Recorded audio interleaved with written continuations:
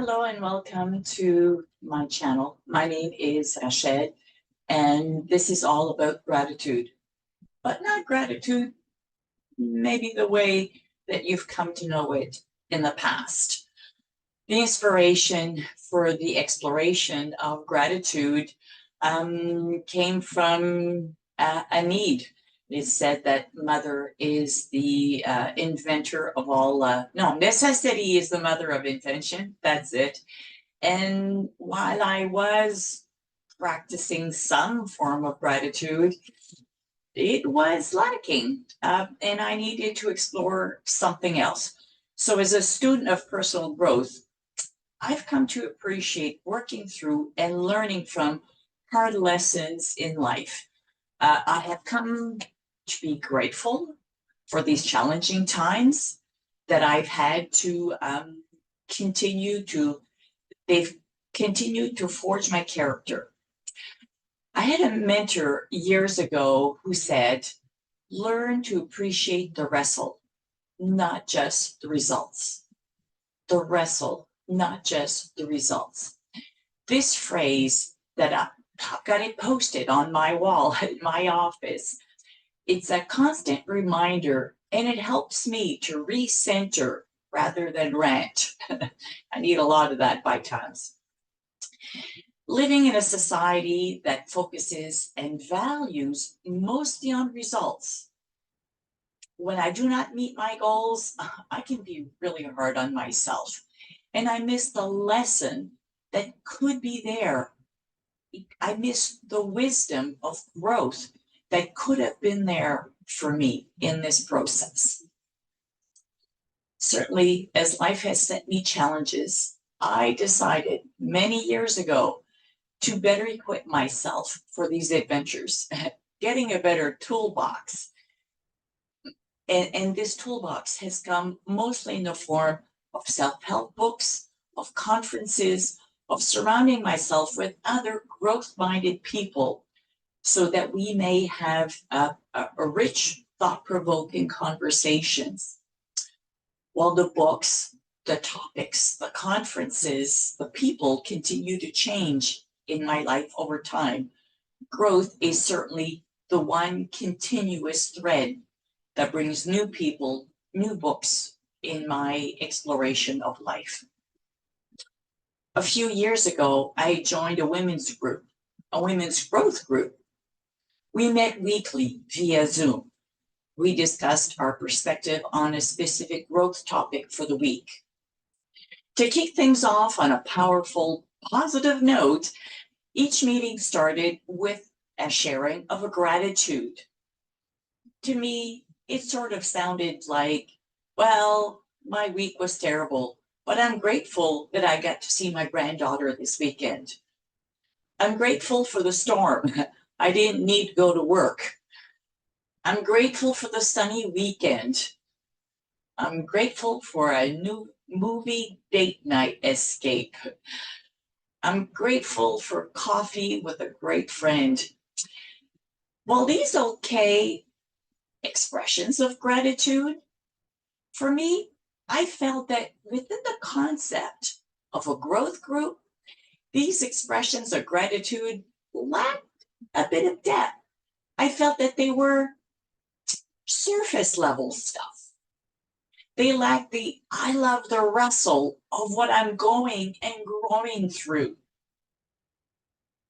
With that observation, I knew that there must be more to discover on the topic and spectrum of gratitude.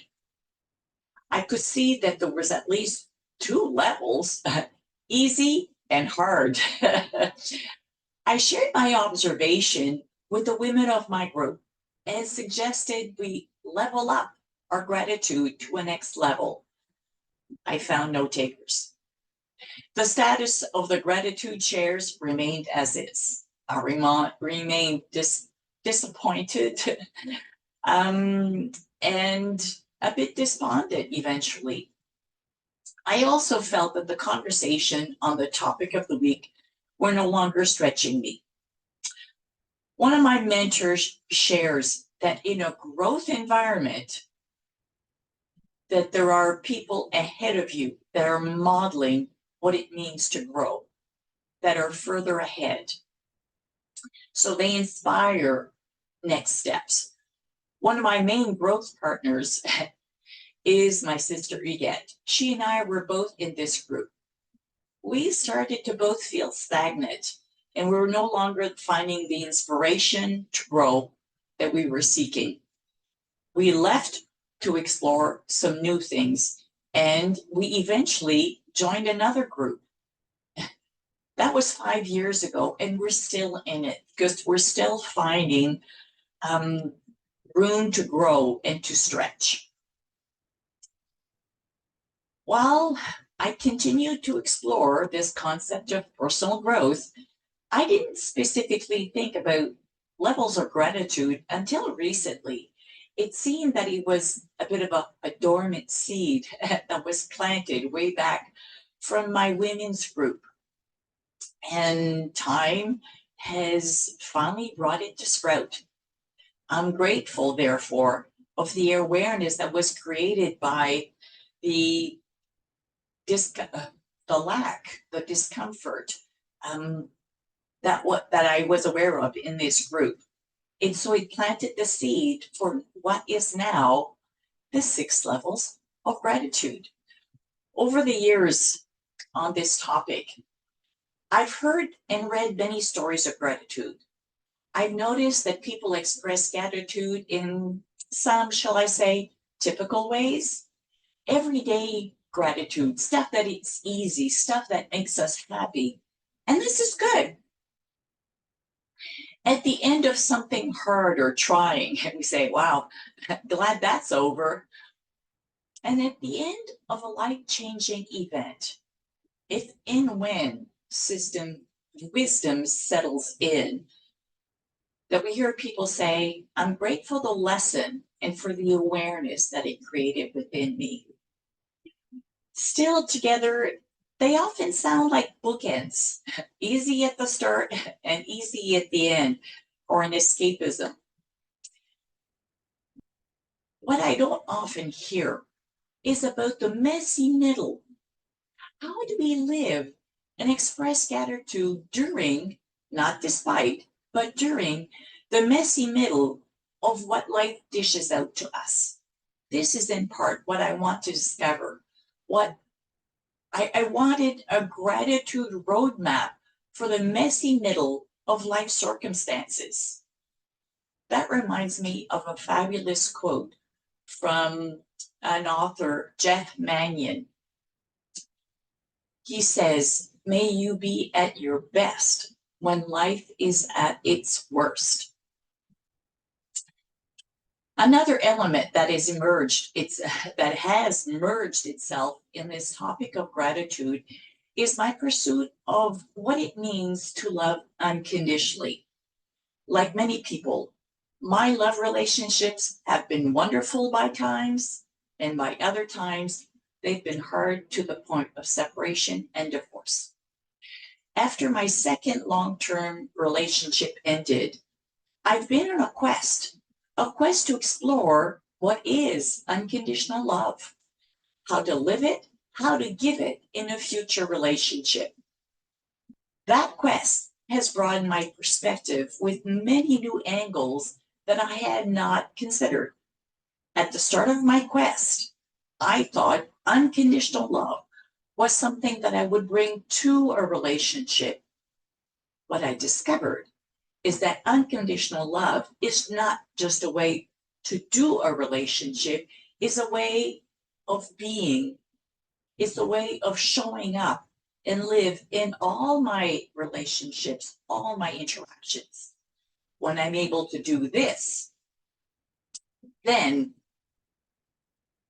I will be able to bring it to my main relationship. They're not separate. So I have learned that unconditional love is not a way of loving, which is reserved for one special someone. It is a way of being in all circumstances and with all people. This side pursuit of being in all circumstances and with all people, this side pursuit is another unexpected piece of the gratitude puzzle that is falling into place, and the full image is getting clearer. This journey and exploration of the 6 levels of gratitude is certainly blazing a trail for me. To my surprise, it brings me closer to live unconditional love in all aspects of my life. And that is a big commitment to change. One thing that has been consistent on my growth journey has been the intentional thinking and taking actions related to things that I'm learning. Knowledge by itself is not power. You've heard it before. Knowledge is power. Not so. It's the inspired action from the new knowledge that creates the power and potential for change. If your desire is to improve your life for the better, if your hope is that this channel and my book that is to come could be a key tool in that quest for you, the best advice I can suggest to you as a coach, I'm a coach in human potential, is to take time to reflect on the questions that I'm going to offer in each video. Have a discussion with friends and family about the topic, about the questions. Invite them to listen to the video with you. Take time to hash it out in your head and in your heart. Write down your thoughts. When I first read or hear thought-provoking questions on personal growth, I rarely know the answer.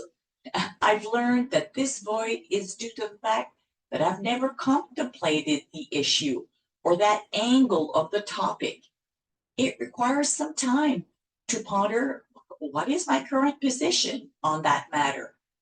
Then figure out what are the next steps that I want to do about this. What's my new stand?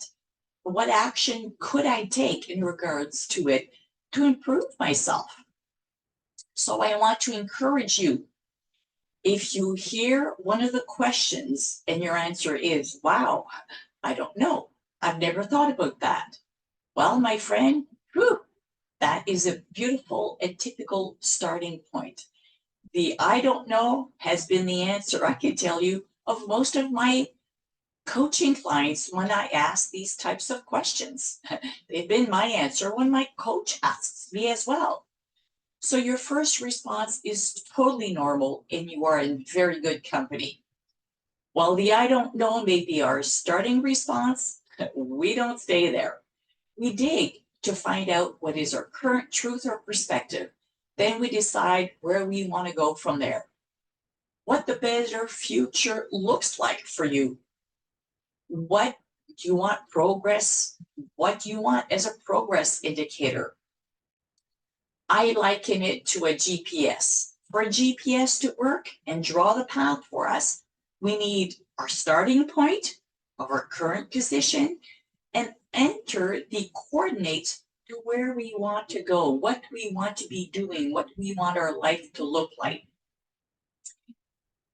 So in each of the following chapters, the following videos in this channel, I will have coaching questions to help you think about where you are now and where you want to end up, as well as options on actions that you could take to get you there. My friend, it is my deepest hope that you would do the thinking work. It is in the thinking where the change happens. Simply listening to these videos or reading a book will change nothing for you. And that's not why you're here. I love the quote from Henry Ford, who said, thinking is the hardest thing to do. And that's why so few people do it. George Bernard Shaw said, 2% of the people think, 3% think they think, and 95% of people would rather die than think. A bit extreme, but we do have patterns of thinking and doing which don't serve us, and we need to go beyond that. So thinking is hard work. I do it, and I still think it's hard.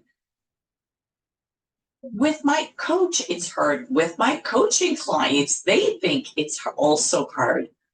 And so it's hard, it's uncomfortable to look at ourselves, to see ourselves in the mirror and admit to ourselves that what we are doing is by times contrary to what we say we desire on what we want to do. It's much easier to keep the status quo of I'm busy right now and I'm tired. But my friend, be one of the thinkers who change their lives. That is why you're here. This is why you're seeking. In order to serve you in your quest, I have a challenge for you. As a coach, I end all my coaching sessions by asking my clients for a commitment to certain action steps to be completed at a set time or before they come to the next session. Then at the end of my next coaching session, we begin with accountability. The accountability questions of, did you do what you said you were going to do? How did it go? If you didn't do it, what got in the way? This is not judgment. This is growth. Commitment and accountability are very powerful bookends to take actions.